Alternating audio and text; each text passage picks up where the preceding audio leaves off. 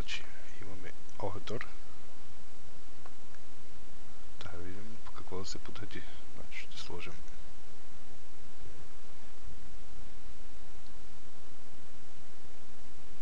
тук една променлива by, която ще е равна на ключа.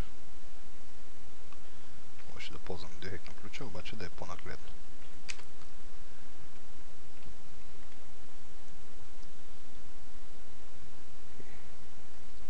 Използвам променливата order, променливата by. Значи ако имаме кликнато на Product ID, тук ще бъде заместено с order by Product ID и ще сложим променливата desk. В зависимост ако е 0 или единица, ще я сложи или няма да я сложи.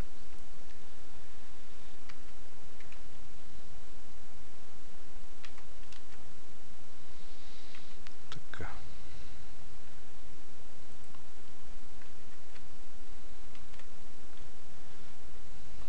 Но като кликнем,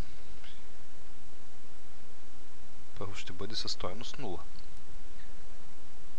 Трябва някъде да му зададем веднага да я смени. Мисля да го сложа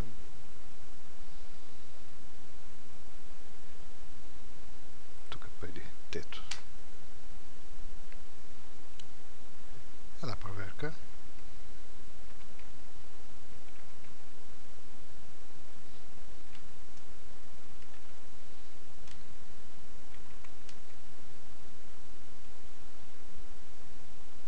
Ако имаме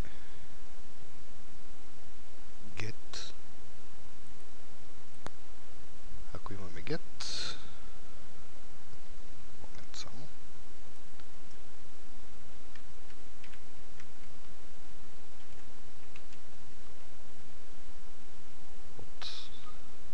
с някакъв си ключ, в случая е точно определен, ключът K.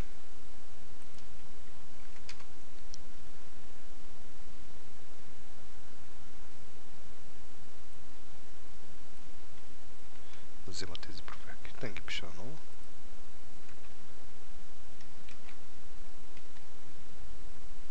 Ако е 0, нашата променлива T да е равна на 1. Ако е единица, да стане равна на 0.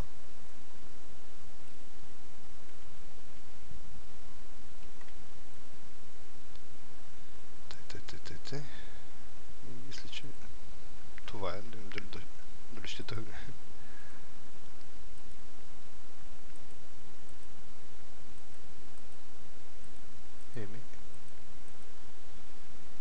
Това е.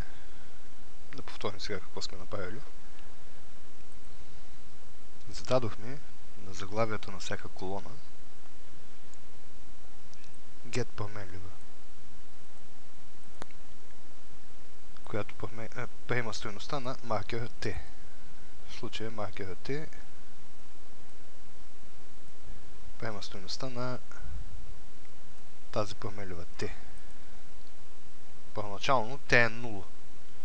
Щом е 0, като се изпълни цялата тая заявка с подреждането на заявката с всичко,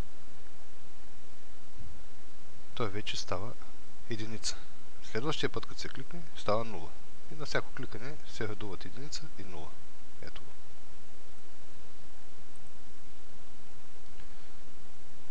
Вижте долу вляво.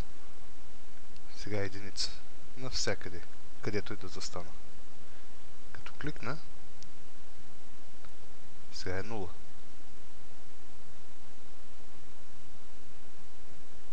Като кликна другаде, пак е единица. Мисля, че си свършихме работа. Айде, чао!